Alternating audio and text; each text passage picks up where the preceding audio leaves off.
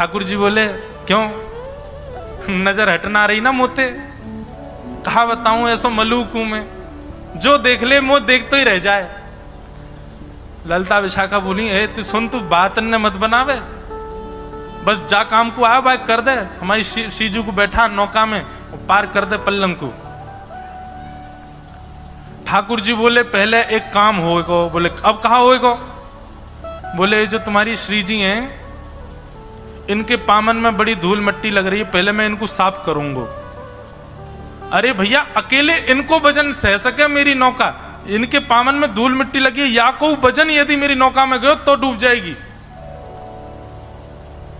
ललिता विशाखा बोली ये सब तो तेरे बहाने हैं, स्पर्श करवे के हम सब जाने ना है।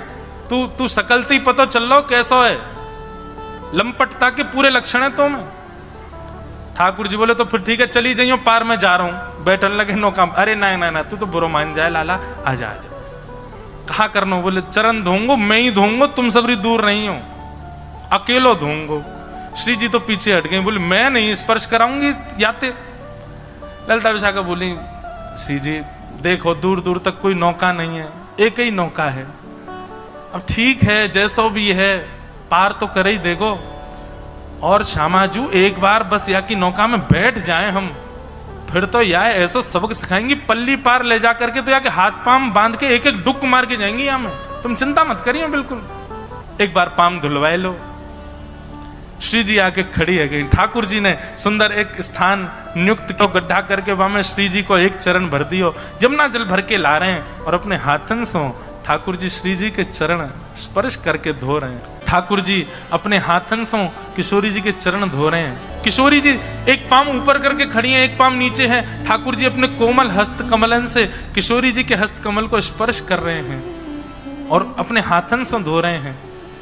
किशोरी जी अपने आप को संभाल रही हैं। ललिता विशाखा ने किशोरी जी को ऐसे अपनो कंधा देवे आमे। ठाकुर जी के दूर, कोई स्पर्श मत करियो, मैं अभी चरण धो रहा हूं। और चरण धोते समय यदि कोई और ने इनको स्पर्श किया तो ऐसा मानो जाएगा कि मैंने वाक्य चरण भी स्पर्श किए का, और तुम सबन के स्पर्श नहीं करूंगा, तुम स्पर्श के योग्य नहीं हो, मैं तो इन्हीं के करूंगा, या मेरे दूर रहो। श्री जी बोली अरे बाबड़े मैं गिर जाऊंगी, फिर क्या करेगो?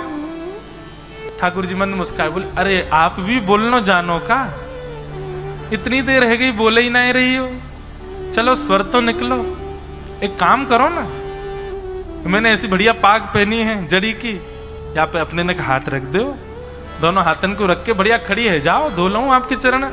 किशोरी जी खड़ी हैं, दोनों हस्त कमल रख के ठाकुर। अब देखो एक और चित्र बता रहे हैं हम, एक पैर पर श्री जी खड़ी हैं,